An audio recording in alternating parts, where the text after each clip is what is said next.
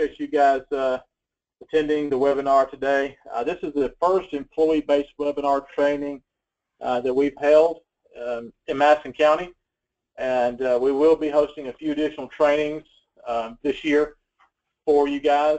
And but what I would like to get is from you guys is your input into what trainings you would like to have. And again, this is for all employees. We've been doing manager trainings now for over a year on covering manager responsibilities, but I want to reach out to all employees and see what trainings that you guys would like to have. We do have a few more scheduled for later in the year, but those are topics that we have chosen, but I really want to train on what you guys would like to hear. Somewhere on your menu bar, there is a chat button, and you can type in there whatever training topics that you would like for us to cover. If something comes to your mind that you would like for personnel to present to all employees for training, if you could just type that in and send it to us, then we will compile a list and see if we can't get that out to you. I believe that communication is critical to the success of our operation, and I don't know that we've done a good enough job in the past of communicating to all of our employees.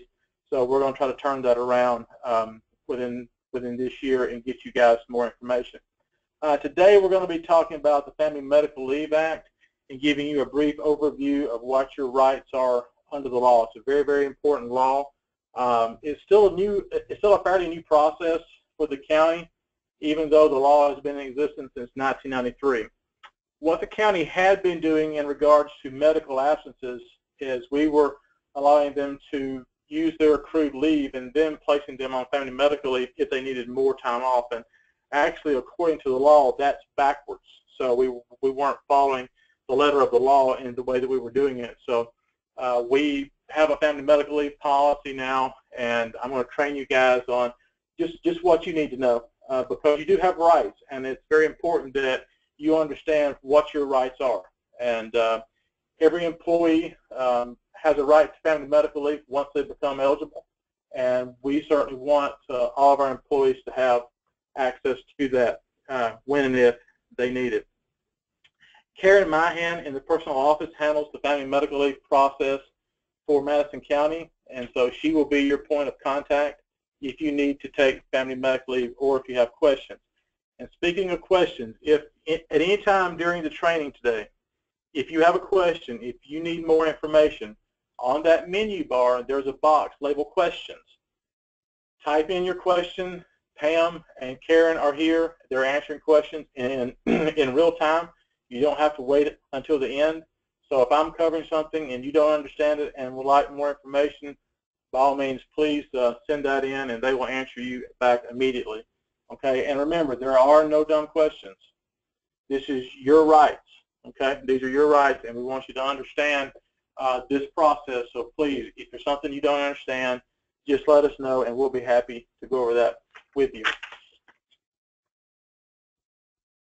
Let's start with some abbreviations just so we're all on the same page, because when you're talking about FMLA and FML, it gets kind of confusing. But the Family Medical Leave Act is the actual law, and a lot of times people say, I'm taking FMLA. Well, that's the actual law, and I'm kind of a stickler, is when an employee goes out on medical leave, they're actually on family medical leave, because FMLA is the actual law that was passed.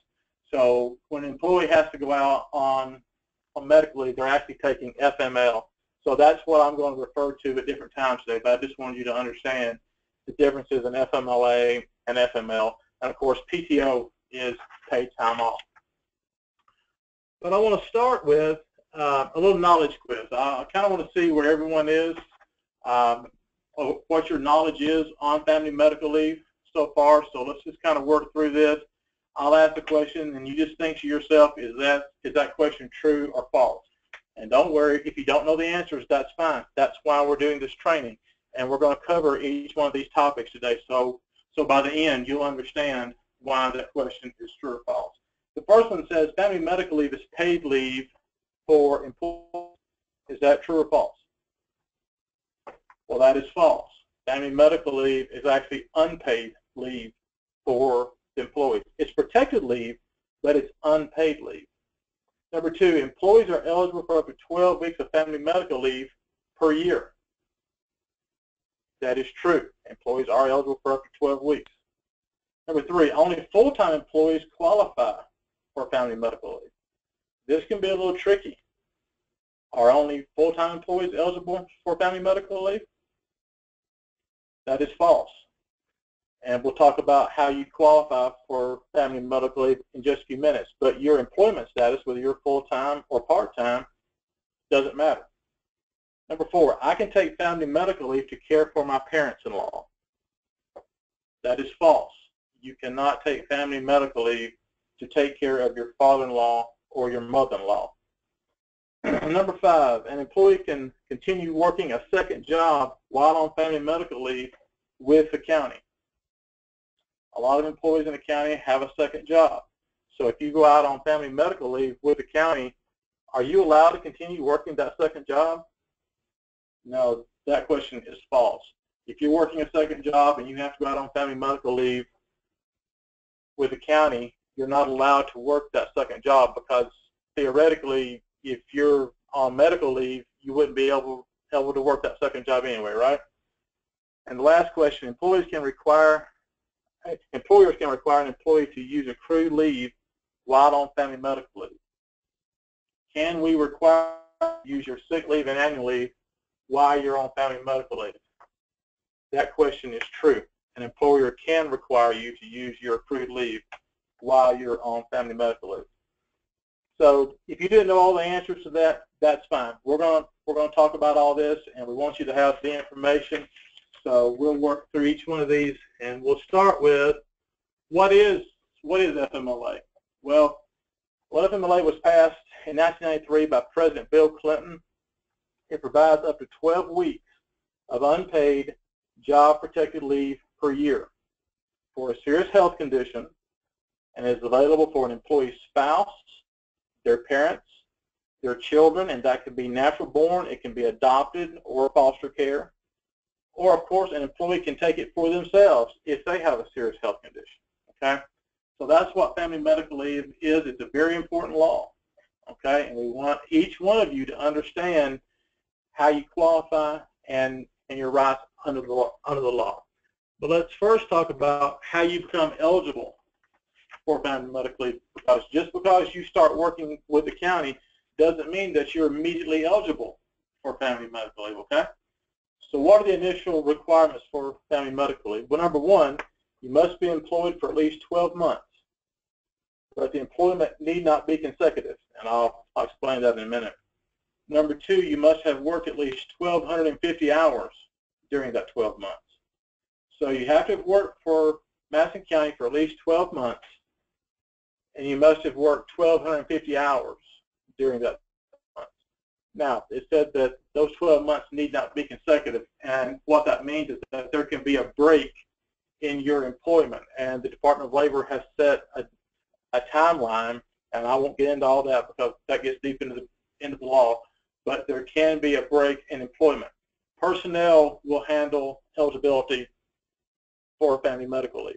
So if you know that you need to take family medical leave, you know you've been here 12 months, and you know you've probably worked 1,250 hours, but we will confirm all that for you, okay, when you come to request family medical leave. But I do want to point out now that time spent on paid or unpaid leave does not count as hours worked. So the time that you and I spend on annual leave or sick leave, military leave, previous family leave, and especially unpaid leave for any reason does not count toward that 1,250 hour requirement, okay? So the time that we spend on vacation or sick doesn't count toward the 1,250.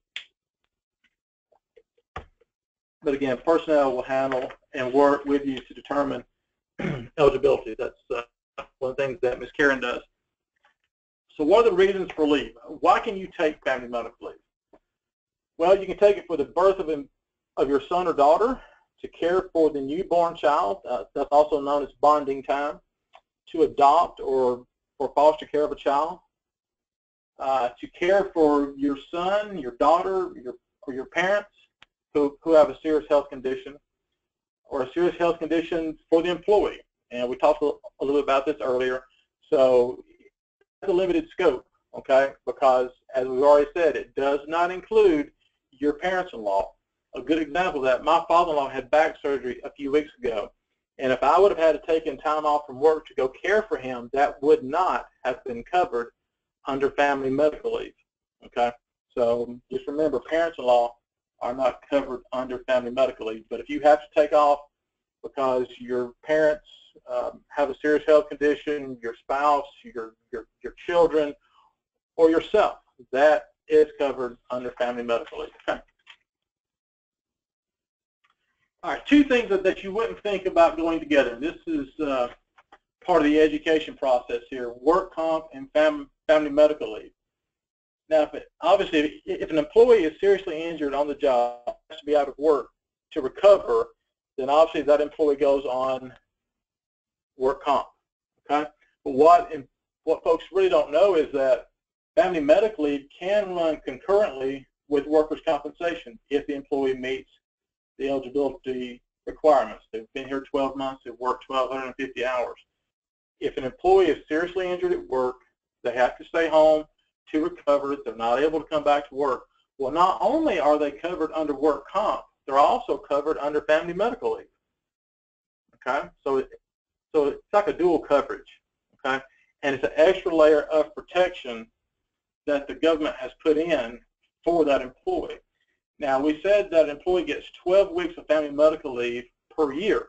Well, if that employee's injury is so severe that they can't return within that 12 weeks of family medical leave and work comp, well, then obviously they will remain on work comp past the 12 weeks until they're able to return.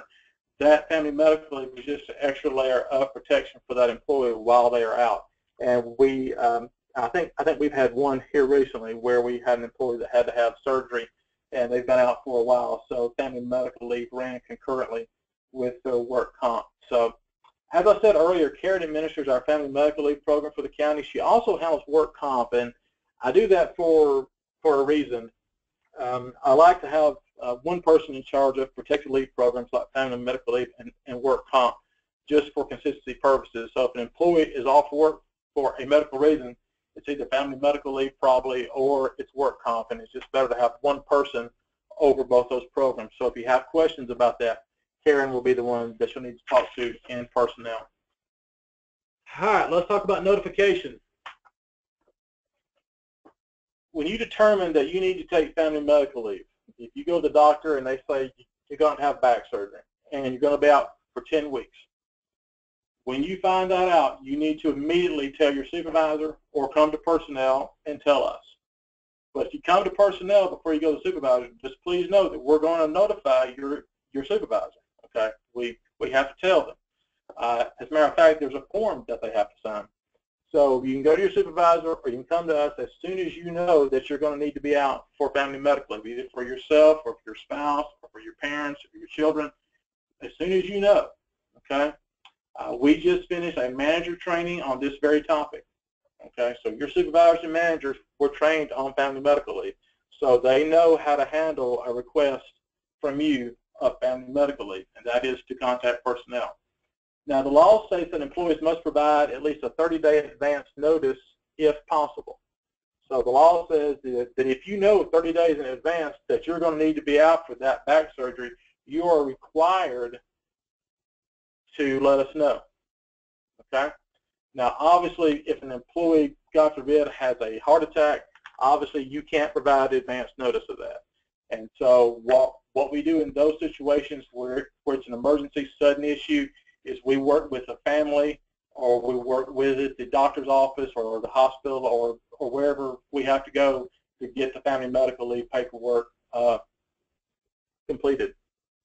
Now, let me explain a part of the law to you that you probably don't understand, and that is that Madison County has an obligation under the law to investigate and qualify an employee's absence or leave as family medical leave, even if the employee does not submit a request for family medical leave. Now, this changed in the law a few years ago. The burden used to rest with the employee, so the burden was on them to request family medical leave. If they didn't, oh well. But the Department of Labor changed this a few years ago, and they placed the burden now on the employer to determine if an employee's absence qualifies as family medical leave.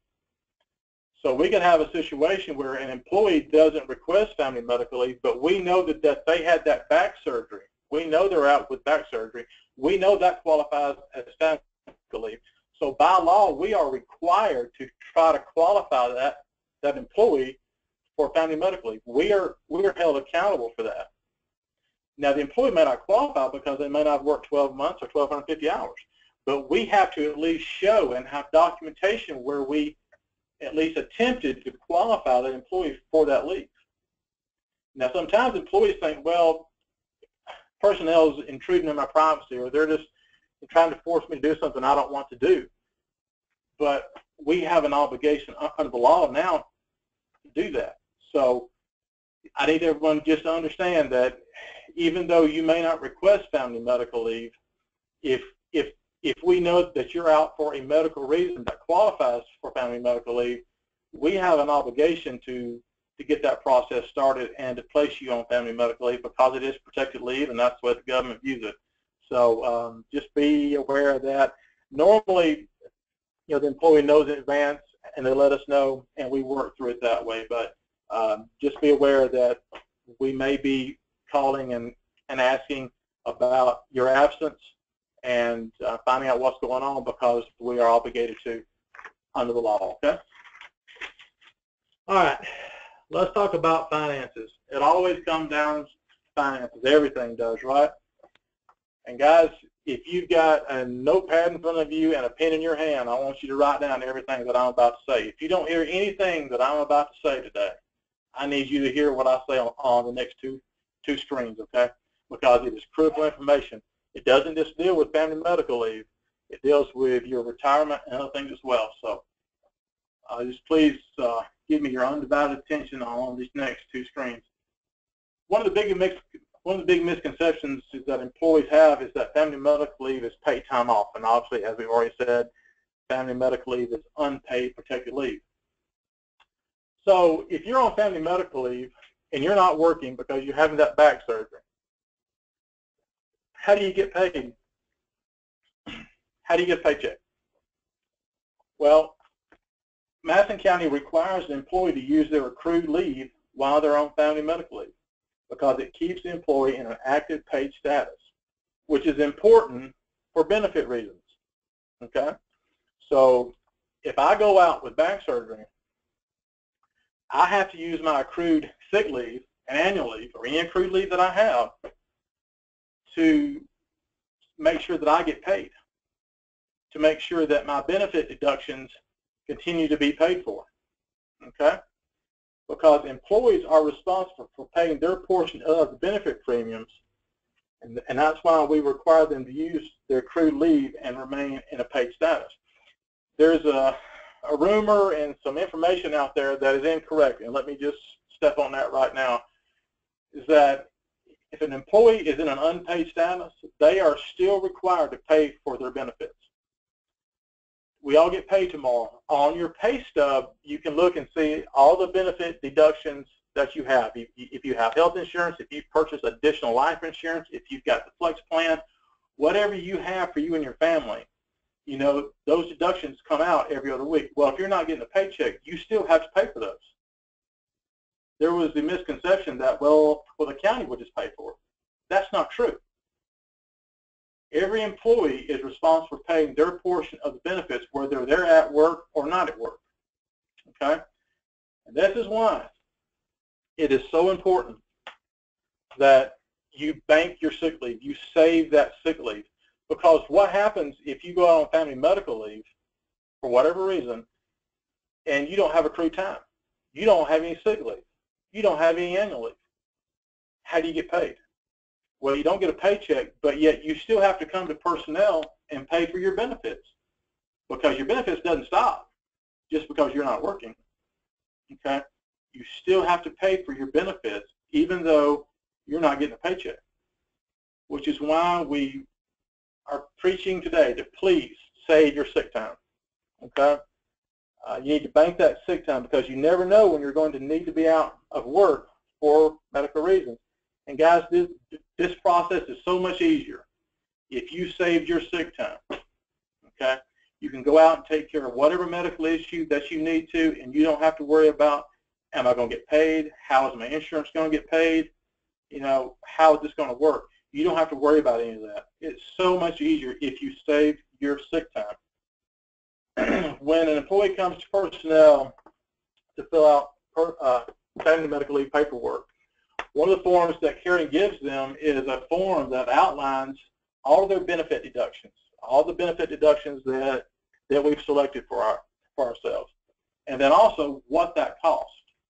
So if you run out of leave, we give you that so you'll know how much you have to come to personnel and pay, because you have to pay. And that's I'm telling you, that is an eye-opening experience for employees to realize that I'm not going to have enough accrued leave to cover the time that I got to be out, and I've also got to pay for my benefits too. That's a real eye-opening experience. And guys, I'm telling you, please, if you don't do anything else I ever ask you to do, please save your sick leave. I know it's nice weather, and I know it's nice to fish in the spring. I got that. But you need to show up for work every day. That's your schedule, and don't burn through your sick leave. It's what I call earn and burn, and we have so many employees in the county right now that are earning and burning. They earn 4 hours and they burn 4 hours. It's going to catch up to you at some point. You're going to have to pay for it at some point, and literally, I mean pay for it. So let's talk about what the difference is in paid leave versus unpaid leave. And let's go back to the guy that's got to have back surgery and be out for 10 weeks. Let's just use a scenario here that he has enough accrued leave to cover one pay period. So for that one pay period, he will be in a paid leave active status. And he will continue to receive a biweekly paycheck as usual. His health insurance premiums will continue to be deducted as usual. He will continue to accrue paid time off. And if a holiday falls on the time that we're out on family medical leave, we actually get holiday pay as long as we're in a paid active status. So if we have an employee that's on family medical leave on Memorial Day and they're in a paid active status because they've been a good steward of their sick leave, we actually pay them holiday pay on Memorial Day. Okay? Big difference. Big difference, guys. Now let's go down to the bottom, unpaid leave. Same person, except he only had one pay period's worth of accrued leave. So what happens the rest of the time that he's out? He will not receive a biweekly paycheck. He has to come to personnel to pay for his share of the health insurance premiums, plus all the other benefit options that he selected. He does not accrue time off while he's on unpaid leave. And if he's off on Memorial Day, you do not get holiday pay. And let me make sure everyone understands that. If you're on family medical leave on a holiday and you're on unpaid leave, you do not get holiday pay. There is a penalty for being on unpaid leave. And that's it. Okay? So there is a tremendous difference in the top and the bottom there. But it's that last sentence there in blue on your screen that I want everyone to understand, and please write this down, okay? Unpaid leave does not count toward service credit with the retirement systems of Alabama. If you're on unpaid leave, RSA does not count that towards your retirement. I can't tell you how many employees come into this office all excited because they're getting ready to retire and they want to start that process in a few months, and they're all happy and we're happy for them. But they leave with a lump in their throat and upset because they suddenly realize they've spent so much time on unpaid leave that they've got to work another 2 months, 3 months, or 6 months just to be eligible to retire, because RSA does not count unpaid leave. Just because you're an employee here for 25 years doesn't mean you have 25 years of service. And I need everyone listening to me right now to understand that, because it happens all the time, because people have abused their sick leave. We see this all the time, and they end up getting mad at us about it, and I don't know how to help them, because they've worked here so long, but yet they don't even have enough time to retire, and it's hard to get them to understand that. So that's another reason why we're getting information out now, okay, so that everyone understands what the rules are, okay? And I want to say this, and I'm pointing at myself when I say this, okay? It is Jeremy's responsibility to take care of Jeremy. It's Jeremy's responsibility to make sure that I have 80 hours on my paycheck. It's Jeremy's responsibility to make sure that I have enough sick leave banked up so that if I have to take time off because I'm out sick or my wife is, or I have to go take care of my parents, it's my job to make sure that I have that time available so that if I have to be off, that I have enough time to make sure that I get paid and I stay in active pay status. There has been that perception there that, well, the county will take care of us. We had an employee last year that had to go out with surgery. It was emergency surgery. Worked here over 10 years. Did not have any sick leave whatsoever. I don't know how that happened, but he didn't. Very unfortunate. Called this office and was upset with us because he didn't have 80 hours on his paycheck. That's not personnel's fault. You worked here over 10 years. You should have plenty of time to take care of us being out for surgery. Okay? So, again, I go back to pointing at myself. It's Jeremy's responsibility to take care of Jeremy, not Madison County. Okay? So just trying to change that mentality there and get that out because there's been that perception there. So if you have any questions about how paid leave works, I mean, why how you get paid while you're on family medical leave, just let us know. Karen does a great job of walking through the process with our employees, going through the paperwork. But I'm telling you, it's a very easy process. It is. It's actually not that difficult. Where it becomes difficult is when you don't have enough accrued leave to take care of your time off. All right, last thing I want to talk about is the requirements for returning to work. Okay, so you come back from that back surgery now, and you've recovered, and you're ready to return to work. What do you have to do? Well, it's actually very, very simple. All you have to do is submit a fitness for duty, a medical release form to us, signed by your physician, saying that you're eligible to come back to work. That's it. But I want to explain one other thing. Sometimes an employee is not released to full duty. They come back and they're released to light duty. In other words, it's kind of a modified schedule. The employee can't lift as much, can't push as much, can't climb a ladder or drive or something like that. So they come back with restrictions and light duty. Well, I want everyone to understand that is a request for light duty. That is not 100% guaranteed.